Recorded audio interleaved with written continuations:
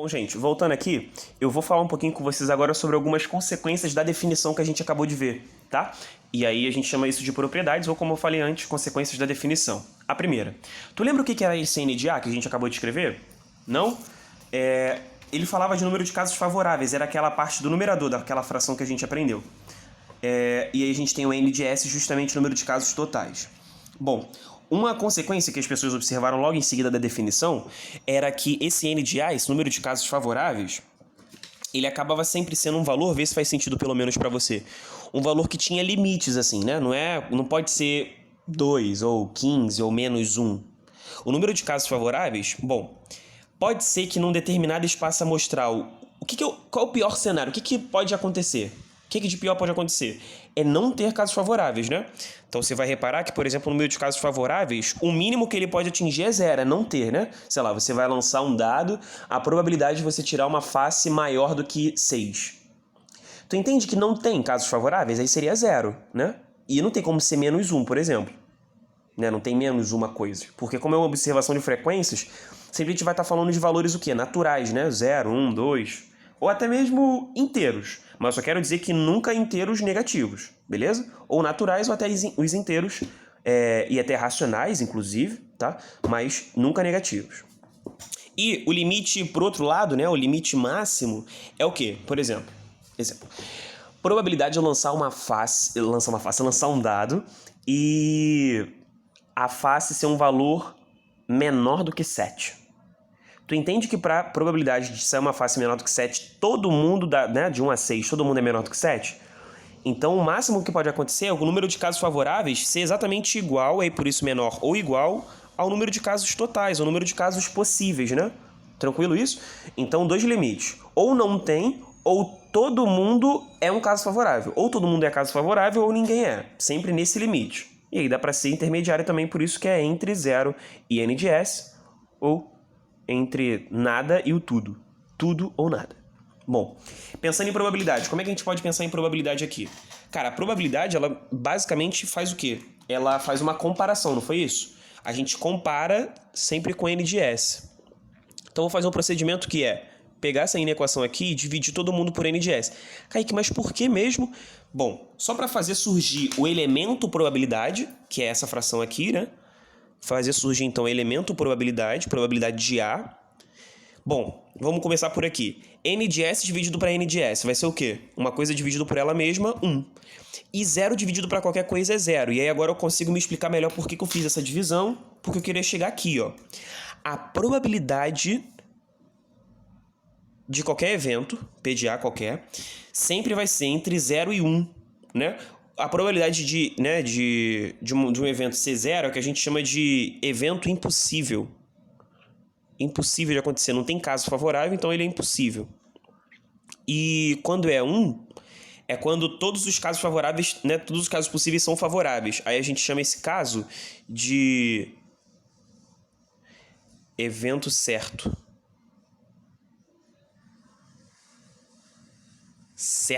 Certo que vai acontecer porque todo mundo é favorável e aqui ninguém é favorável, beleza? É só você imaginar, pô, cheguei em um lugar que só tem amigos. Cara, se só tem amigos, é um lugar favorável, então é certo que vai dar certo. É um evento certo ali, né? Kaique, mas eu já dei errado com os meus amigos, tá? Mas o mais provável é que, por exemplo, pensando em falar, tá, se você quiser, você consegue conversar com todo mundo? É um evento certo. Se eu quiser conversar, eu vou conversar.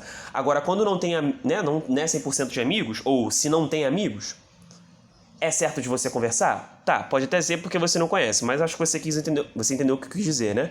Tipo assim, o evento impossível ele vai se dar quando todos os casos favoráveis, na verdade, não existem casos favoráveis. É tipo você pensar que todo mundo de lá é seu inimigo, então aí você não consegue falar, né? Só para complementar aquele exemplo.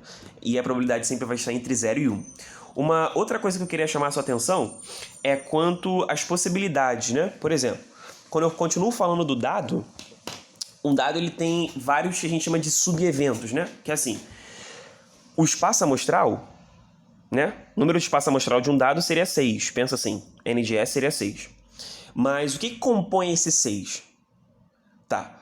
O que compõe essas 6 faces?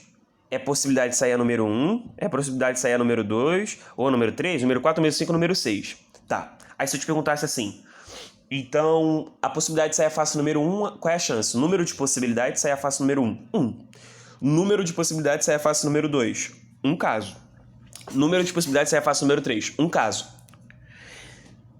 E aí o número de casos, se somar todos esses subeventos que compõem o experimento, né, vai dar o total. Sim? N de A1, N de A2, N de A3, ou seja, todas as frequências somadas vai dar todas possíveis. Beleza. Pensando nisso, se a gente fizesse aquele mesmo processo de dividir todo mundo por N de S para fazer uma comparação, a gente faz surgir o elemento probabilidade, né? Ou seja, qualquer coisa pode virar probabilidade. É isso, Kaique? É isso. Basta que você compare com o total. É por isso que se a gente pegar assim, na minha sala tem, tem 15 flamenguistas. Beleza, isso é um dado absoluto. Agora você pode transformar isso num dado relativo. Da minha sala de 30 pessoas, 15 são flamenguistas. Bom, então 15 flamenguistas pode significar uma coisa se eu falar só 15, mas 15 em 30, se eu dividir 15 em 30, já é uma probabilidade. Você está dizendo 15 em 30, se a gente dividir, dá 1 sobre 2. Ou seja, a probabilidade de eu escolher aleatoriamente uma pessoa ali naquela sala e sair um flamenguista é 50%. Uma a cada duas. Sacou? Então, a qualquer momento você pode sim dividir, né? Dividir é comparar. Comparar com o total. Beleza? Então, aqui a gente teria probabilidade da ocorrência da primeira face, né? Continuando com esse exemplo do dado. O subevento 2, pensa assim que são subeventos, né? As faces, individualmente falando, são subeventos do evento principal, né? Do experimento, né, na real. Então, P de AN vai dar sempre 1. Era isso que eu estava querendo dizer. Tipo assim, a probabilidade de sair a face de número 1 é 1/6. A probabilidade de sair a face de número 2, outros 1/6. A probabilidade de sair a face número 3, 1/6. 1/6 mais 1/6 mais 1/6, 6 vezes vai dar 1. É basicamente isso. Ou a probabilidade de sair cara, meio numa moeda, e a probabilidade de sair coroa, meio. Meio mais meio, que são os dois eventos ali possíveis, meio mais meio vai dar 1. Então, o somatório de todo... Aí a frase que talvez vale mais a pena do que a própria conta, a própria suposta fórmula, né? Eu acho muito engraçado quando a galera chama isso de fórmula. Mas é assim, o somatório das probabilidades, né, que compõem o evento principal sempre vai dar 1. Beleza? Você pode gravar assim. A probabilidade, né, de todas as frequências possíveis sempre vai dar 1. A soma das probabilidades vai dar 1. Em outras palavras, só que palavras menores, né? Isso pode ser ambíguo, mas a soma da probabilidade grava assim. Soma das probabilidades sempre vai dar 1. Outra coisa que eu queria chamar a sua atenção é o seguinte. Existe também o que a gente chama uma abordagem complementar ou a probabilidade também da não ocorrência, tá? Que é assim, se você vê na previsão do tempo que a chance de chuva para amanhã é 30%, então a probabilidade de chuva amanhã, 30%. Qual é o complementar de probabilidade de chuva? Seria a probabilidade de não chuva, por exemplo. Se fala pra mim, né? Se estivéssemos numa situação de férias, né? Todo mundo pode ir à praia e tudo mais. Todo mundo tem, né, dinheiro pra conseguir isso. Todo mundo mora, né, bem. Enfim, ninguém tem... Só pensa em a praia ou não. Quando a pessoa... Imagina, você mora de frente pra praia. Então isso, né? Que aí ir pra praia é uma coisa decisiva. Se amanhã a chance de chuva é de 30%, amanhã é mais provável que dê praia ou não? Amanhã é mais provável que dê praia, né? Mas eu posso dar essa notícia com outro viés, sacou? Sempre eu posso também mudar a perspectiva. Então, eu posso tanto falar de probabilidade de chuva amanhã, mas eu também posso falar da probabilidade de não chuva amanhã. A probabilidade de não chuva, em outras palavras, é, sei lá, fazer sol. Às vezes nem faz sol, né? É verdade. Nem necessariamente quando não chove faz sol, mas, enfim, você me entendeu.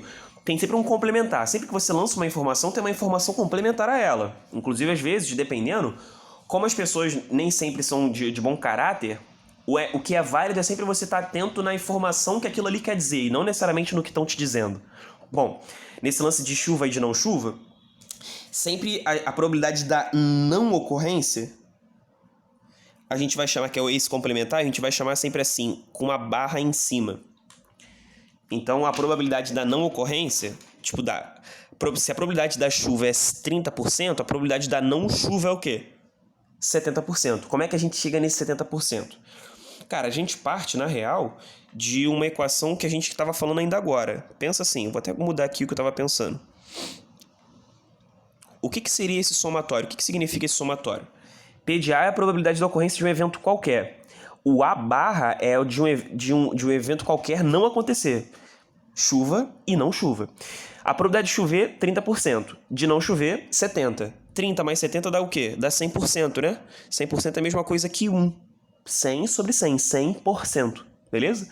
Então, sempre a probabilidade da não ocorrência de um evento é sempre total menos a ocorrência. Então, a probabilidade da não ocorrência sempre é total menos a ocorrência. Galera, ao contrário também, valeu? A probabilidade da ocorrência é total menos a probabilidade da não ocorrência. Tá? É só uma questão de lado, beleza? Vou dar um destaque para essa aqui. Mas a de baixo está completamente certa, tá? Bom, eu quero também te chamar a atenção de uma última coisa. Eu juro que eu acabo a minha parte de teoria. Juro mesmo, tá? Que é a parte de probabilidade da união de eventos. E aí, para falar disso, a gente vai ter que recorrer a alguma coisa que a gente já falava na real, né? Já estava implícito, só a gente não tinha abordado até então, que era a união de eventos. A gente lembra bastante. Se você não lembra, a gente pode lembrar junto. Bom, tira a probabilidade. O que era a união de eventos? A união de conjuntos, né? Basicamente, conjunto e evento, né? Um evento não deixa de ser um conjunto. Tá. Quando a gente fala de conjuntos, os conjuntos podem ser disjuntos, que é quando não tem interseção, mas a gente geralmente admite, inclusive quando sabe ou não, né? Quando nós não sabemos, melhor dizendo, se tem interseção, a gente admite que tem. Que qualquer coisa, surpresa, vai ser que isso aqui vai valer 0. Aí, esteticamente, vão ser dois conjuntos sem essa interseção. Mas a gente já tinha falado alguma coisa assim. O número de elementos da união entre dois conjuntos é pegar todos os elementos de A, somar com todos de B e tirar possíveis interseções. Aí era o que eu estava te dizendo. A união, caso não tenha interseção, isso aqui vai valer o quê? Vai valer 0, não vai ter. Então é basicamente somar os dois. Mas a gente sempre atentava para o seguinte: N de A mais N de B e tire possíveis interseções. Tranquilo? Beleza? Tá. Então pensa aqui numa parada comigo. Lembra que a gente pode fazer surgir probabilidade sempre que possível? Basta comparar, não é isso? Basta comparar com o total. Então a gente poderia estar pensando assim, números pares... números pares, deixa eu ver. Números pares e números primos. Né? E aqui é o conjunto dos números. Seria o total, né, de possibilidades. Beleza? Bom, que é o que a gente chama de conjunto universo, né? Que é qual o universo que a gente está trabalhando. Então, se eu comparar todo mundo com o universo que eu estou trabalhando, a gente faz surgir alguma coisa que envolve probabilidade, né? Então, isso aqui acabou de virar probabilidade da união. Então, a probabilidade de você tirar um elemento que ele faça parte da união entre dois conjuntos vai dar. É a mesma coisa. Que é a probabilidade de você sortear o A, alguém de A, mais a probabilidade de você sortear alguém de B, menos a probabilidade da interseção, que é justamente para você não, enfim, contar casos dobrados, né? Se a interseção ele já faz parte dos dois. Beleza? E quero chamar a sua atenção de uma última coisa, que é uma adaptação que a gente pode fazer, nessa união. Na probabilidade, isso vai valer muito a pena você saber disso. Grava mesmo. Cara, a união ela sempre pode ser substituída pelo conectivo OU e a interseção pelo conectivo E. Vê se não faz sentido. A união de A ou B é fazer parte de A ou de B. A gente já, inclusive, comentou sobre isso. Cara, se alguém faz parte de A ou B, tanto faz. Você pode falar assim, Kaique, uma coisa ou outra, mas também pode ser dos dois. É que o ou ele tem duas abordagens, só uma rápida fala. O ou ele pode ser um ou inclusivo ou exclusivo. Ou seja, você pode fazer parte da turma A ou B? Na escola, não, né? Então é um exemplo de ou. Se você chegar no primeiro dia de aula e falar assim, qual é a minha sala, inspetor? O inspetor vai falar assim, ou você tá na 7A ou você tá na 7B. Não tem como você estar nas duas. Então é um exemplo de que ou é exclusivo. Agora dá para o ou ser inclusivo, né? Você pode ser, sei lá, podemos estar falando de uma pessoa em que essa pessoa é mulher e essa pessoa é preta. Então ela faz parte de... ou ela é mulher ou ela é preta. É possível ela ter as duas características? É super possível. Então, na verdade, a gente está falando de um ou inclusivo, né? Tem uma diferença. E aí, esse ou daqui vai ser um ou inclusivo. Então, sempre que você estiver falando de uma coisa ou outra, pode ser os dois também. Não está impedindo, não. Inclusive, olha só. Ficaria assim, P de A, P de B. E a ideia de interseção pode ser substituída pelo conectivo E, né? Não é interseção? Não faz parte dos dois simultaneamente, né? Então, se faz parte dos dois simultaneamente, pertence a um e, simultaneamente, no caso, ao outro. Então, A e B. Beleza? Aí eu acho que super isso aqui vale a pena você saber. Probabilidade da união A e B, A mais B menos a interseção. Beleza? Isso vale super a pena mesmo saber. Tranquilo, gente? Beleza? Tá. Na semana que vem a gente vai falar bastante sobre esse conectivo E. Inclusive tem bastante pano pra manga com ele. Bom, te recomendo fazer os exercícios, tá? Dos propostos, aqueles com estrelinha. Tamo junto, pode continuar perguntando, tá? Não, me manda mensagem, pode mandar mensagem inbox, pode mandar e-mail, no e-mail que eu já deixei aí em outras aulas, tá? Não se esconde não, mano, não se esconde não. Eu sei que em alguns momentos tá meio sem clima, né, cara, pra estudar, eu pelo menos tenho super sentido isso, assim, pra, porra, querendo ou não, por um lado me motiva, né, a imaginar que tem alguém aí que, do outro lado que, porra, tá precisando, e é alguém que, porra, não faz parte de uma classe dominante, então isso é muito importante também. Mas, por outro lado, é muito sem clima, né? Não tem muito clima de estudo, às vezes, porque, enfim, ver pessoas, ouvir falar de pessoas morrendo no número que tá sendo é muito bizarro. Mas eu também tô sentindo isso, queria compartilhar com vocês e compartilhar também que a gente pode ir junto, né? Na verdade, se a gente for junto, a gente sofre menos, né? Dói menos pra cada um. Então, bora. Na medida do possível, sempre que tu tiver com um gásinho pra estudar, lembra de mim que a gente pode ir junto. Vambora. Vamos pra folha Z.